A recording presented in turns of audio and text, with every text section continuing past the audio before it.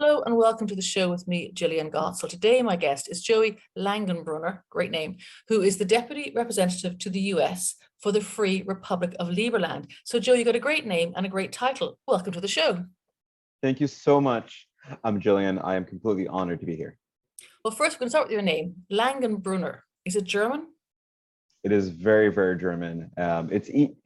People get very, it sounds like it's a very complicated name, but it has enough vowels that if you just sound it out, it's a lot easier than you think.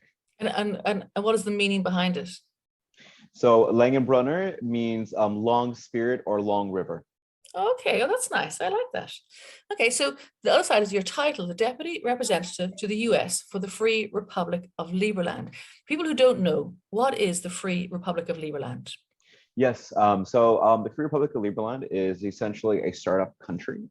We found land that was unclaimed between Serbia and Croatia, and we claimed it about 7 years ago. And don't want to get too much into the weeds of that, of course, but as the deputy rep for the USA, we really help with lobbying efforts here in the States and, kind of around in the Americas doing, various diplomatic missions and stuff like that in order to get recognition for this new startup nation. And you're also involved with the foundation, the Aid Foundation, too. Tell me a little bit about that, please.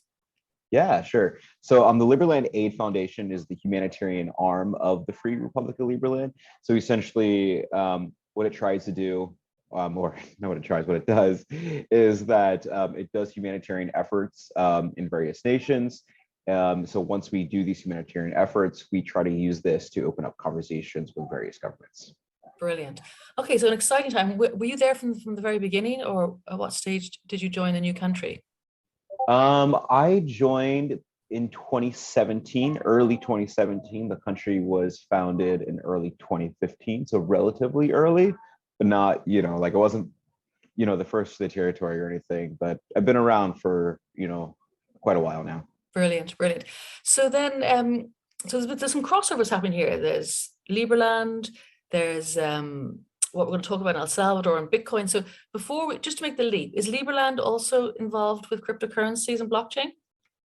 Yes. So really, probably the biggest way that we have received funding is through donations in Bitcoin, and of course other cryptocurrency. And then of course we are using the blockchain technology to do our governance and stuff like that. If some of your readers are more familiar with DAOs, decentralized autonomous organizations, essentially it's a way to govern people or entities using blockchain technology, which the Bitcoin currency uses this blockchain technology. So we are a country of blockchain.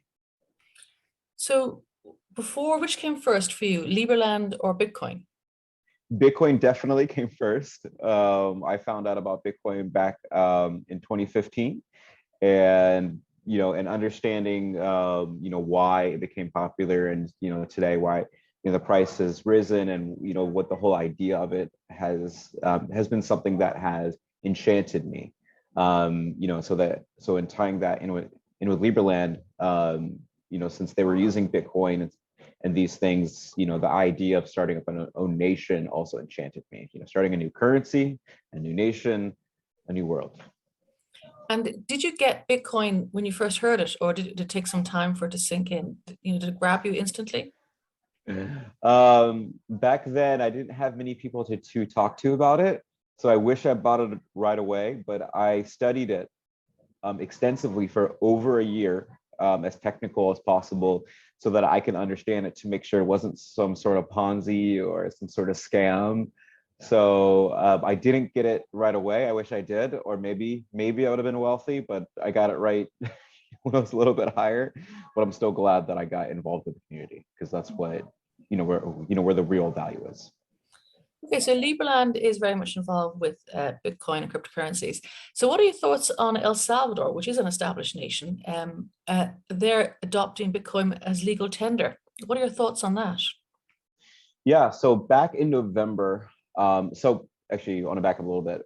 So about a year ago, I think almost exactly a year ago, El Salvador made Bitcoin as legal tender, as some may know.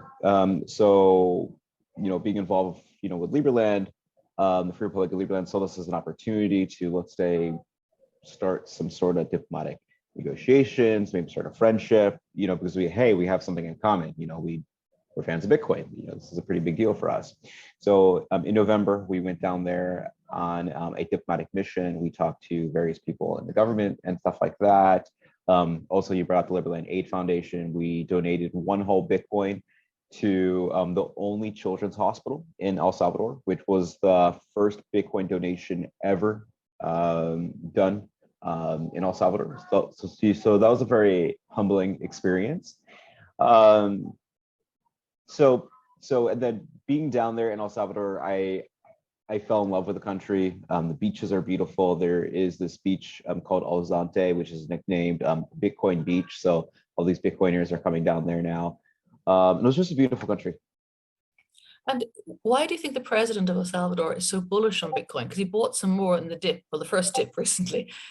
Why is he so bullish, do you think? Well, the first thing that came to my mind was, well, maybe he wanted to pump his own bags, as the expression would go, which means maybe he owned a lot of Bitcoin. And so if he had, if he has his country that he's a president of, to adopt Bitcoin as legal tender, maybe it'll make his Bitcoin worth more valuable.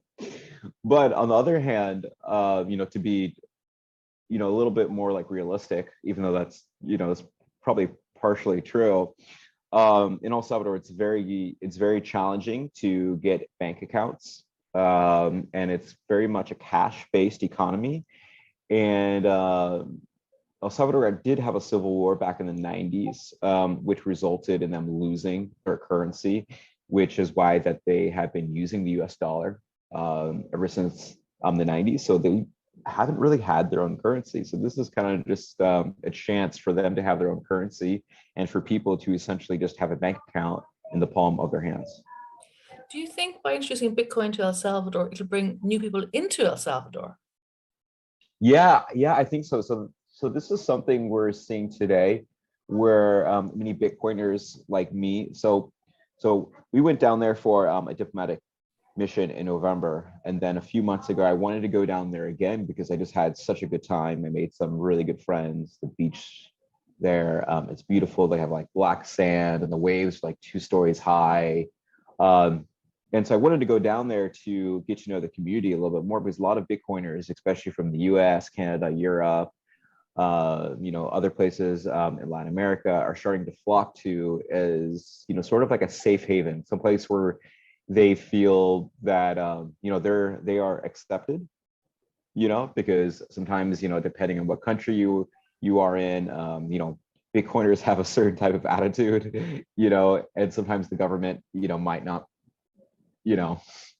vibe with them. So it's a place Often where countries do ban cryptocurrencies and they take them in, take them out. So yeah, it's not always the most popular thing.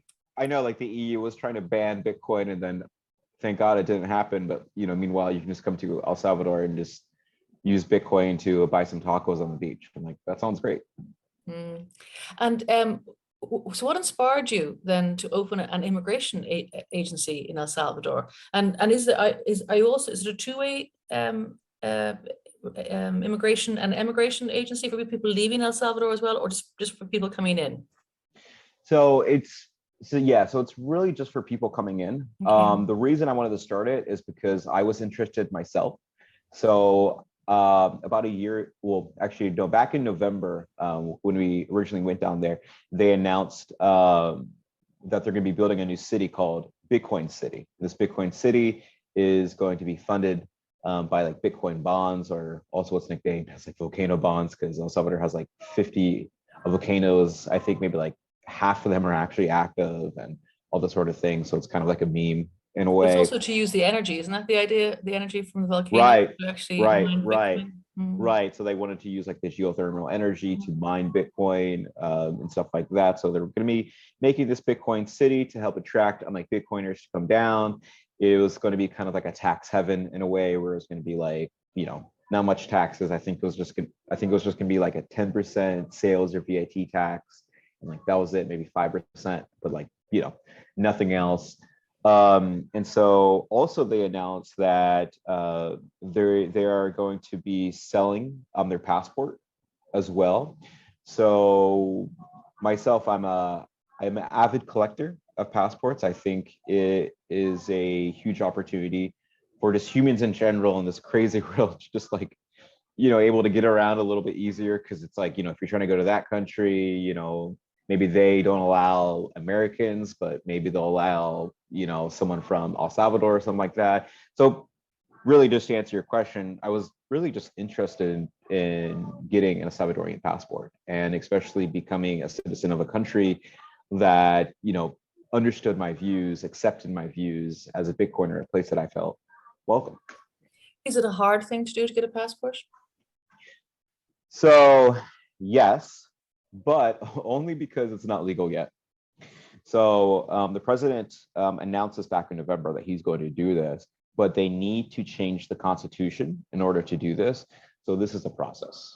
So they've been promising, and so we've been waiting, for these laws to pass, to essentially make it legal.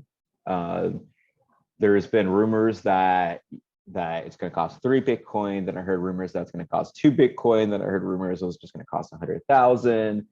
So we're not exactly sure, what's going on. But in the meantime, we set up this immigration agency to essentially build out all the infrastructure. So once the law becomes, law, then we are ready to go. So we've been creating partnerships with other immigration firms. And then also we've been doing like digital nomad visas. So essentially that people who are interested in moving down to El Salvador now could go down there now to kind of get a taste of things. And we've already started processing some applications for some Bitcoiners, for some companies in the crypto industry, and even some Liberlanders. Wow. And then tell me, what do the local El Salvadorians think about Bitcoin? Are they as enthused as the incoming Americans and Bitcoin people, maximalists? Yeah, so that is always the biggest question, like, what is the opinion of the locals? A lot of them don't know what Bitcoin is. They're just not really educated. They've just been using cash for a long time. So getting them to transition over to a Bitcoin standard really is about educating. But with that being said, the locals, and I went down there and, I talked to Uber drivers, I talked to some locals, what do you think about this? A lot of them are excited, mostly because they love the current president. They see on the president as, someone who's bringing in new ideas, so new ideas is actually what the president's like political party is. They control about like 90% of the government at this point. And so a lot of people like these, like the party of the new ideas. So they're kind of down for anything. They're very enthusiastic. And so with all these Bitcoiners coming in, this is one of the first times where people are kind of like excited about the future of El Salvador, compared to in the past when most Salvadorians, they were just trying to get to the US, they were just trying to leave. And now these Bitcoiners are wanting to come in and build businesses and help educate. And so for the first time, ever since like their civil war, they've been excited and interested about, what the future of El Salvador holds. Wow, that must be very exciting, because I have read that before too, as well, with the Bitcoin Beach, that project that was set up a couple of years ago. I remember one old man said, it's not so much that I, get the Bitcoin bit, whatever, but I see our young people don't have to leave. And it Right. must be very, It's very huge. exciting for a It's country huge. where the young people don't leave, because they see there's people coming in. These people are coming in, they're entrepreneurs, they're business people, they're thought leaders. So they're going to bring with them education, business, ideas. Very exciting. I think you're right at the right spot, Joey. I think it's to be able to help people to come in, because there's a lot of red tape, one imagines. And does your agency have a name, or how could people find you if they want to find out more about how to get into El Salvador? Right. So if they just go to El Salvador CIP.com. So El Salvador CIP.com. CIP stands for Citizenship Investment Program. So Okay, well, thank you so much for your time today, and I wish you every success.